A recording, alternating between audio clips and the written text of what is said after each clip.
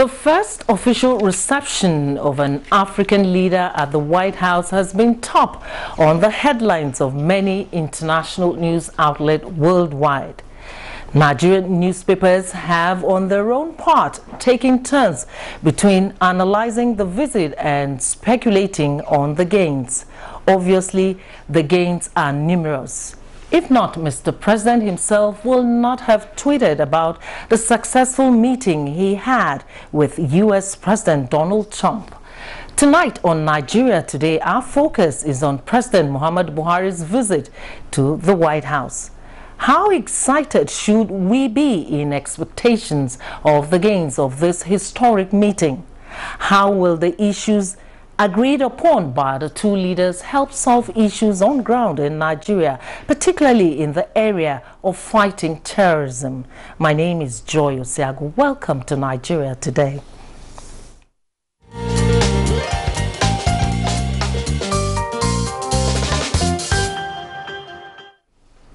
Now, in the studio to discuss the gains of President Buhari's meeting with President Trump is Honorable Emmanuel Makoji Ewu. He is the Deputy Chairman, Ethics and Privileges, Federal House of Representatives. Welcome and thanks for joining us. Thank you very much. Also in the studio is Dr. Umar Kari Muhammad, a political sociologist and a public affairs analyst. We thank you for joining us. It's a pleasure to be with you, but the name is Abubakar Umar Kari. Oh, Abubakar Umar Kari. Thank you very much for joining us. It's a pleasure. Yes. All right, let's start with Honorable Egu.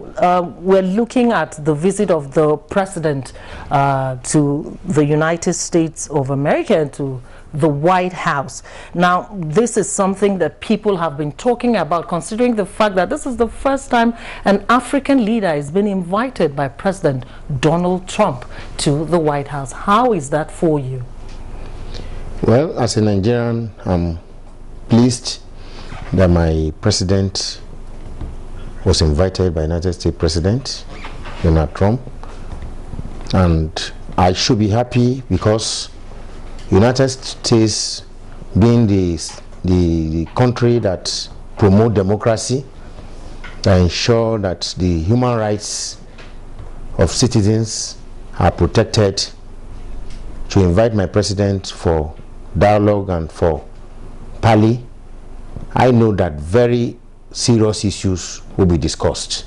On that note, I think I'm happy with that visit and, of course, the invitation by Donald Trump.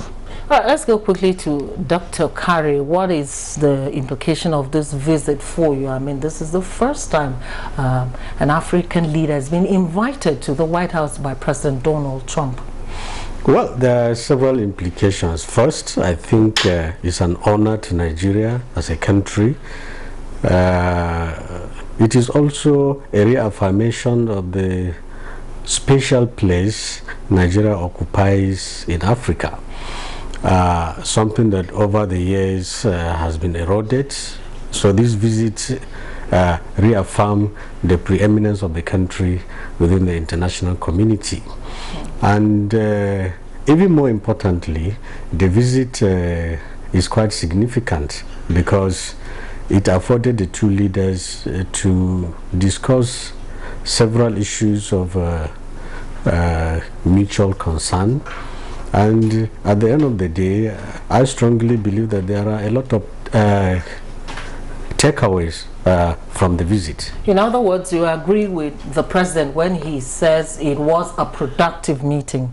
Yeah, I think it was, because feelers from the meeting suggested that there have been a number of gains. Bilaterally, the two leaders agreed on several issues. And concretely speaking, just a few hours ago, the Justice Minister announced that one of the fruits of the visit is that about $500 million of looted funds will soon be repatriated. And during the press conference, President Donald Trump hinted that the aircraft Nigeria paid for recently will soon come, and I think we need them. There have also been suggestions about assistance in the area of agriculture, transportation, fight against terrorism, and so on and so forth. So at the end of the day, I think Nigeria stands to get a lot from the visit. All right, let's go quickly to Honorable Egu. Let's look at the body language of President Donald Trump during the press briefing and the meeting. I'm sure you watched all the clips already. What's your impression? Would you say it was positive? Well, as a matter of fact, I'm one of those that admire the actions and inactions of Donald Trump. I want to believe that he mean what he say and say what he mean. But my concern mostly is when such international trips are made, promises are made, agreements are entered into, but at the end of it all, we don't get it actualized. I want to draw your memory briefly to 2015, also or thereabout, when the President Buhari came in, and there was a lot of jamboree trip to China, and a lot of promises were made, and we were expecting rapid development and concentration of economic activities by China in Nigeria. A lot of money was spent because, of course, you don't go for such trip, official trip, without spending a lot of money. And up till now, we have not gotten the impact from China. So I hope, and I want to believe, that we must follow up to ensure that all the agreements that have been entered into are executed and implemented to the extent that is of benefit to our country. That is my concern. And as much as possible, we must equally look at some of the discussions that were entered into, that some were not really very realistic, but maybe we'll go into that. Anyway, let me bring in Dr. Kari here now. I want us to assess the meeting between both leaders, and then also take a look at President Buhari's presentation. Was he able to address economic interest, the economic interest of Nigeria during these meetings? Yeah, I think on the whole, and particularly judging from the press conference, issues of the economy dominated discussions. The leaders started by revealing that they have reached some agreements in terms of trade and commerce. President Donald Trump, for instance, spoke at length about expanding trade ties between the two countries, and appealed to President Buhari to extend the frontiers for trade and remove barriers. They also revealed that agreements were reached in the area of agriculture and exports. Trump also revealed that the United States have been assisting Nigeria to the tune of $1 billion annually, and that there is every possibility that this thing is going to continue.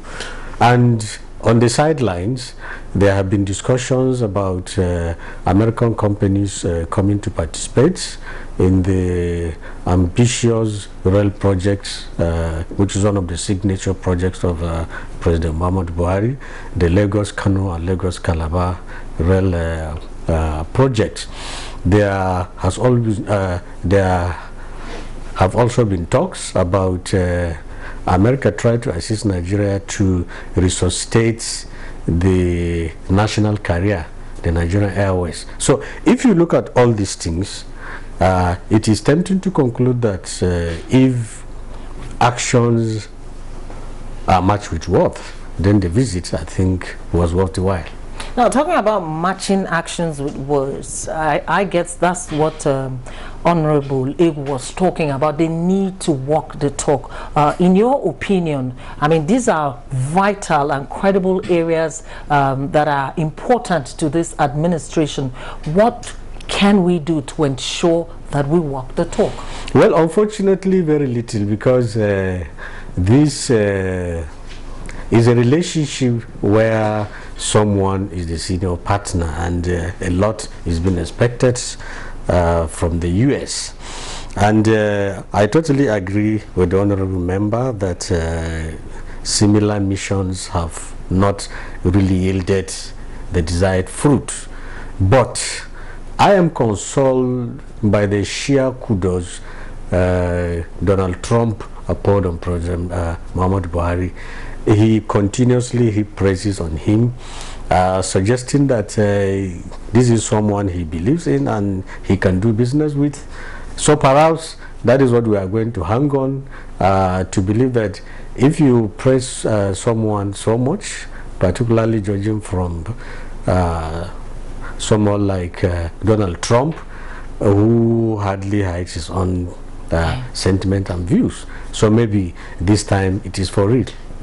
All right. Honorable President Trump also acknowledged President Buhari's administration's fight against corruption, which is something we hear a lot from many developed economies, talking about how he's been able to fight corruption. Now, what impact will this have on his administration? Yes, ordinarily when you fight corruption and you are commended, or any action you take and you are commended, it's a stimuli to your performance.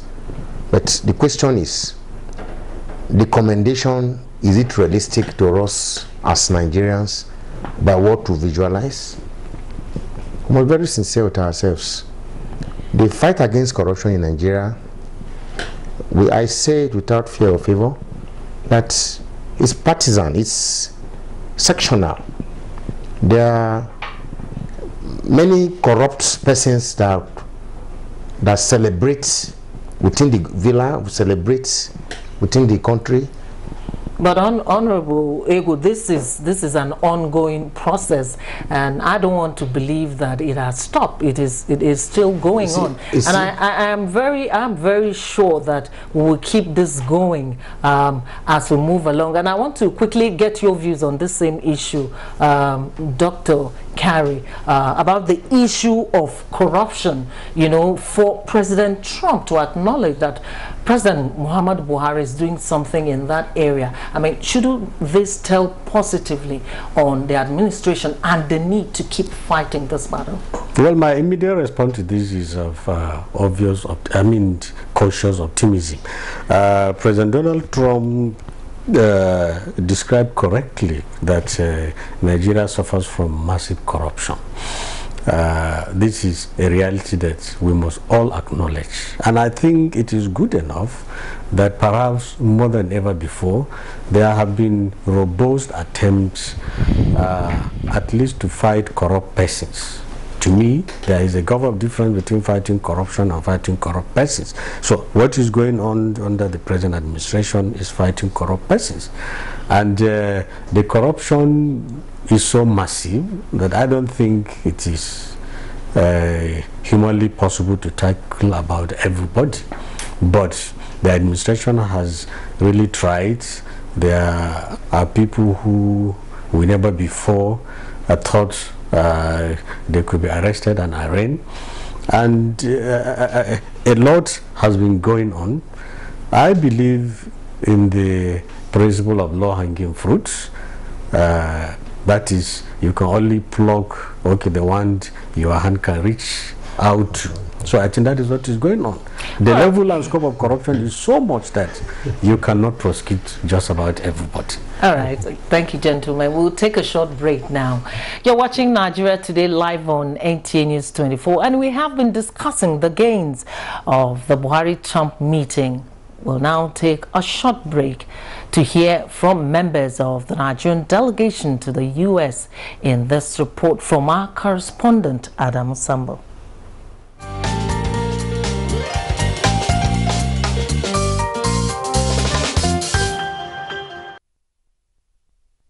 Although this is not the first time President Muhammadu Buhari has honored an invitation to the White House since coming to power, the latest by President Donald Trump was more eagerly anticipated.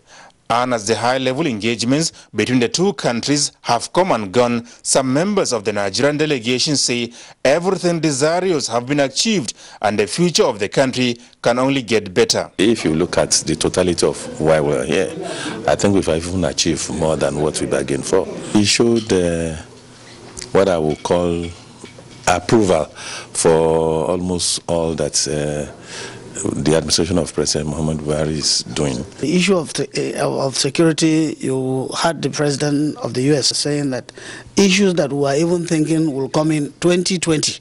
He wants to hasten it and start bringing some of them. And he has also opened his mind to potential investment from US in Nigeria.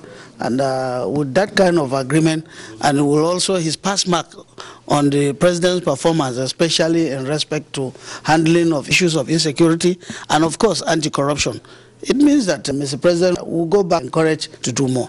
Nigeria's ministers of foreign affairs, trade and investment, as well as justice, gave an overview of the president's visit to the United States and described their achievements as remarkable. There were good wins, the security side, continued cooperation, repatriation of these funds, and increase in trade. All these efforts are geared towards increasing value-added production in Nigeria and also creating employment. Going forward, we expect to see a lot more good things come out of this visit. There was a clear political goodwill and commitment that has now been given by the respective governments in terms of working together towards the repatriation of the looted assets of over $500 million US. Fundamentally for us, it's not just to return the money, but also to return it to use it for the benefit of the Nigerian people.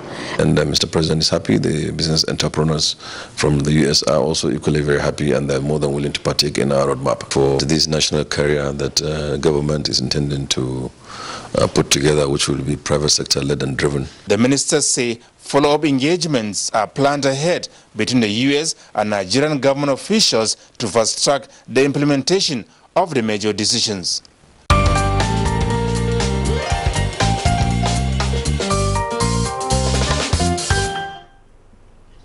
We're back in the studio live with our guests, Emmanuel Egwu and Dr. Umar Kari.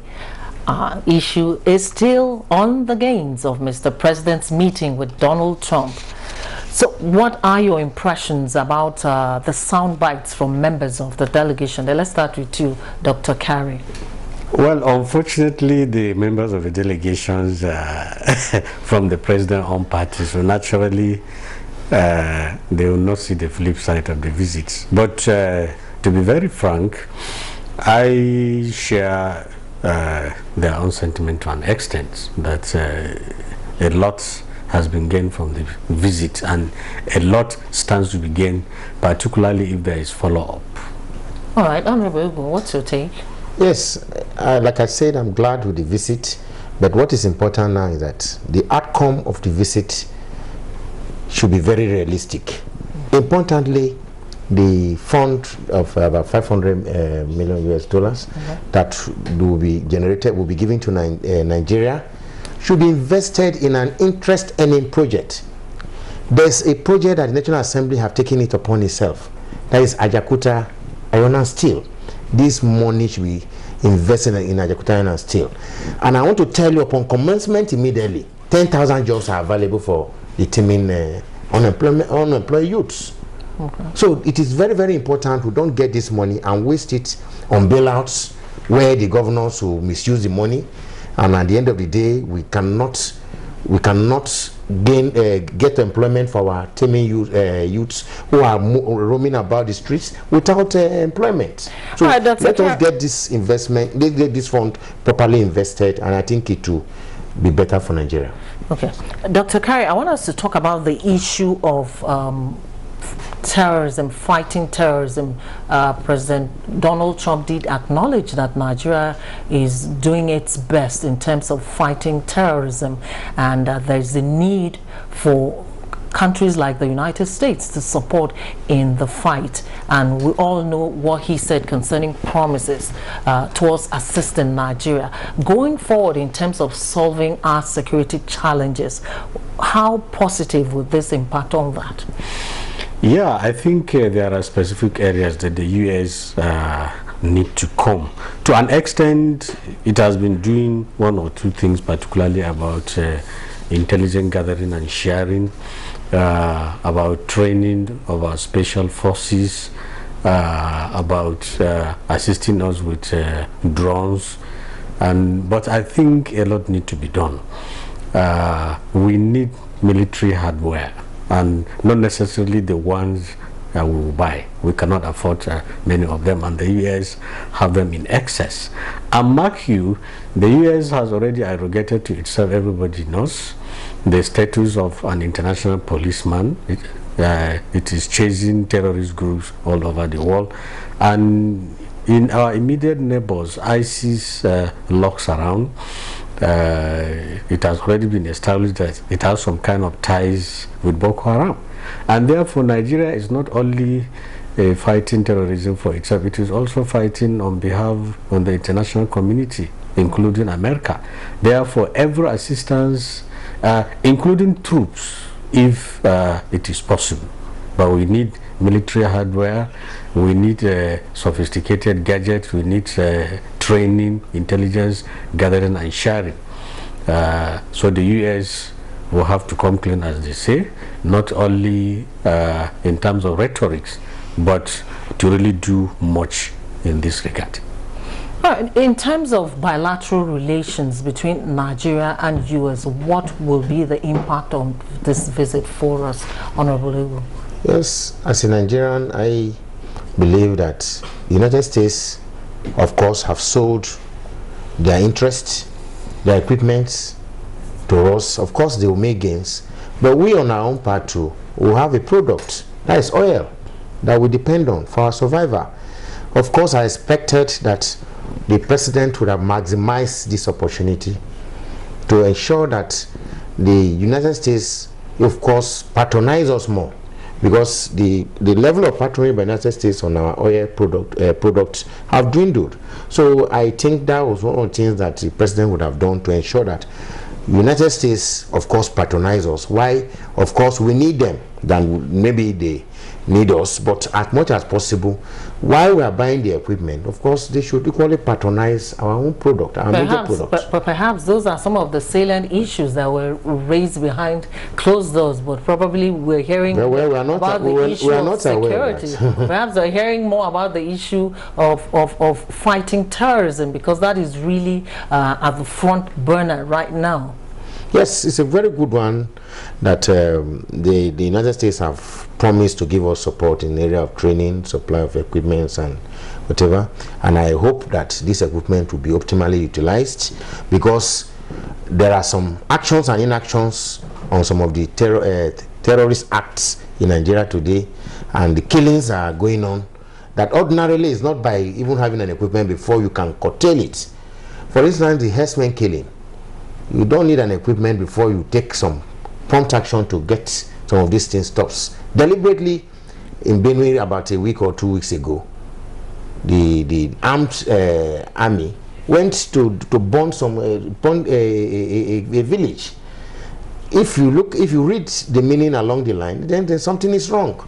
We are working to ensure that killings are minimized, and the army again will go to the extent of killing innocent citizens. That issue was also tabled at this meeting, and I guess they're also addressing that, because I remember President Trump did mention to President Muhammadu Buhari that also should be looked into. And just this evening we heard news that the president has requested that more police officers should be employed to join forces with those we already have on ground to fight that. So I'm sure that is working for us. It's not the quantum of the personnel that we have, but how do we maximize the ones that are available? It's very, very important. Yes, I encourage at least recruiting more policemen.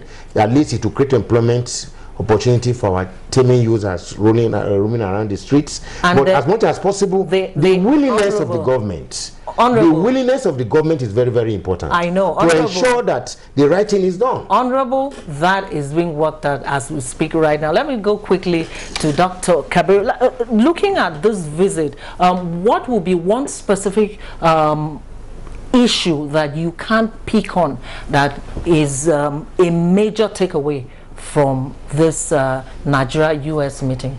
Well, I think the major takeaway is the symbolism of everything. Our president came along as the African leader, and this is a very good reaffirmation of the preeminent status of Nigeria as the leading African nation. I think more than any other thing, this symbolism to me is the major takeaway from the visit.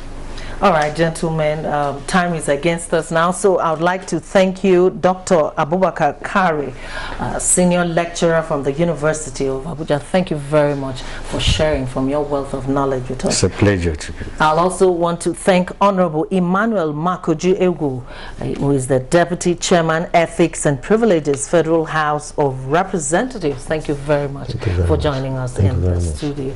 And that's the much we can take on this edition of Nigeria Today. Join us tomorrow for another edition. Till then, I am Joy Osiago.